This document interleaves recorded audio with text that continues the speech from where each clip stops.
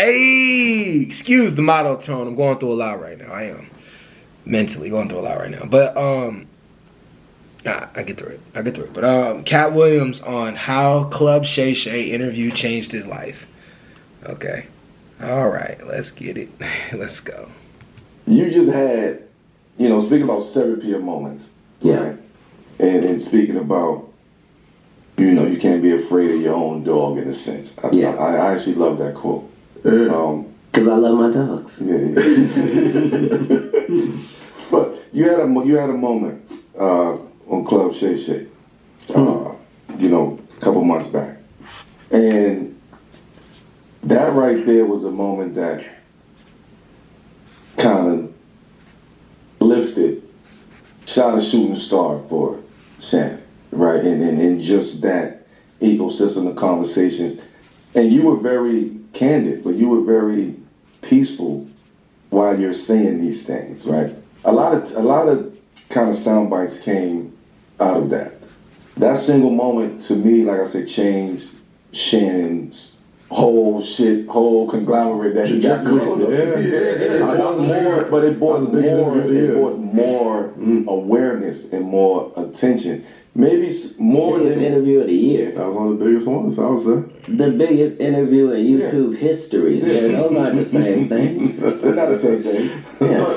But even with that being Definitely said, a big interview. I don't think he was ready for that moment. Like, how did that, from an outsider, how did that change his life at that moment? And how did that change your life at that moment? Not your life in general, but at that moment, how did life change? The interview had to go to somebody.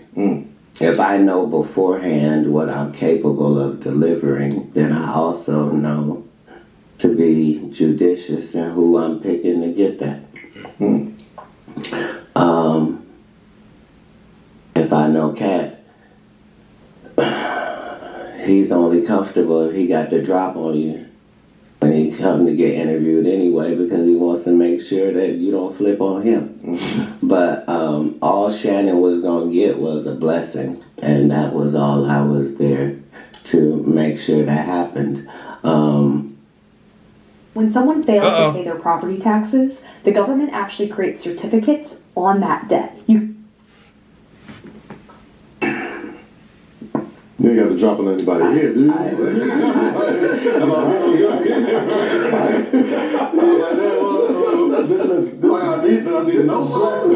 This is the blessing part of those interviews, the blessing part of that podcast. Right. Well, I'm saying in my personal business, you can either do the dirt or you can know the dirt. I'm one of the chosen high-ranked, know the dirt individuals, right? And so dirt responds as they should when the vacuum walks in. Nah, come on, are you a rapper? You rap on the side? He's clever. Katt Williams is the most clever. No, I'm saying currently. But my point was that I came to deliver an interview having seen some of my competitors and peers get on that same court and do a performance that involved my name. And so once 6 or 7 of you have made this same violation, it's my job as the king to show up and chastise thee. This is my job. I'm supposed to come in and restore order because that's my position. The fact that it's ignored by the clowns because they're all in the same frat, comedically, like, that's all well and good. I don't care nothing about none of that. But the job still needs to be done. And if God lets me know it's a good time for that, that's how I'm going to write it up and deliver it. So I didn't know anything Shannon was going to say. I didn't know what questions he was going to ask. Like there was no conversation. Right. That is interesting about that interview because Katt just winged it kind of in a way. He just winged it. And that winging it made it good. Genuinely made the whole conversation good. He winged it and just exposed so much. Like the exposure thing is probably what made the interview take off as big as it did. What was the impetus behind that? Like, what made you say? Like you said, like you basically answered the question already. But what made you say, "All right, man, enough is enough"? I've heard y'all say this and that and mention my name, or you know what I mean, and it's all false. I got to come up here and set the record straight. Did you go up there with that intention, or was that something that just happened naturally through the conversation? If there is a God side and the other side, if there are moral things and things that are immoral, if there is this side or that side, it can't be left up to thought process. I'm an enforcer on this side. I'm not only on God's side, I'm active, right? And so comedically, that means that, you know how sticks and stones may break my bones, but words will never hurt me. Mm-hmm. We traffic in words. I can get up with these words and end your legacy. We've seen it. I don't care how long. Right, because if it's built on sand, it just is. Yeah. And I'm not going to feel any type of way by exposing your hand. That's how this game works. I don't mean to break your ankles, but if I cross you over, I just did, didn't I? Take it how you want to take it. Don't get mad at my little celebration.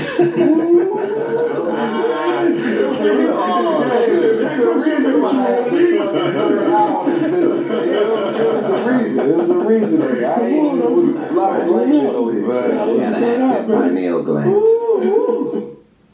That eye is powerful. Let me tell you something, man. Like, the fallout from that interview, it almost felt like prophecy for a lot of people. Like, it was my first time hearing those things. Facts. And I didn't do no Googles or wasn't really in social media or keeping up on any of that stuff.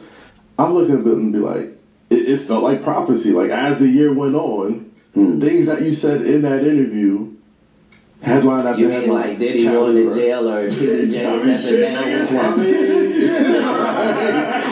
It was all that. It was all that. And then, like, every time you see, like, hashtag Katt was right. Katt tried. They have the clip. I'm only trying to tell the truth. Where did you know you today, though?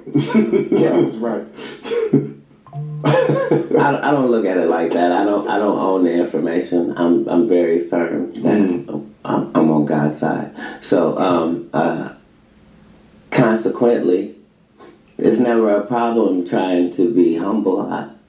I'm always humble. Like, I know I ain't shit. I know why I'm special. You see what I'm saying? I connect to that source every day.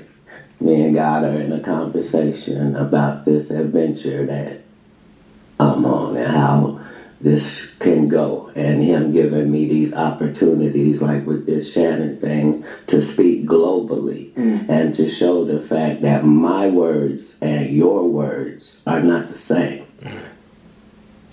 I can say some things articulately for a long period of time and still be saying something. And at the end of the day, little boy, nobody's checking for you because you're not liable to say nothing. Right. You're either not allowed to say nothing because of the relationships you have in business, or you're not man enough to do it, or your friends is bitch ass niggas, so you feel allegiance. But for whatever those reasons are, neutrality is what you don't get to have. The side. Right? And so when I'm talking about these Illuminati conversations, that's just to get those things out there in real conversation. I didn't invent these things, and I'm not the reason they exist. But my job as a public official is to find out what the truth is about things and reveal that to us that care about that sort of thing. For sure. Why is it that there's not as many people like you that will come out and say, yo, listen, I don't give a fuck. This is what it is. You know what I'm saying? Because they'll kill you. And it's not a joke, and it's not like, no, because a life doesn't mean anything to them. It's easy for them to do. They're adept at doing a ditty, getting rid of you and not having no handprints on it. Like this is how they traffic. And so you have to really not be scared. Not be acting like you're not scared. You'd have to really be too stupid to be scared. You see what I'm saying? I'm backed by God, so I don't even know how to have the fear you need me to have. But that's stupidity. That ain't stupid if you backed by God. Hey, I just put it out there for the idiots to have something to grasp onto. But what I'm saying is, if my only belief is in God, then how I'm going to be scared? Only God can judge me, huh?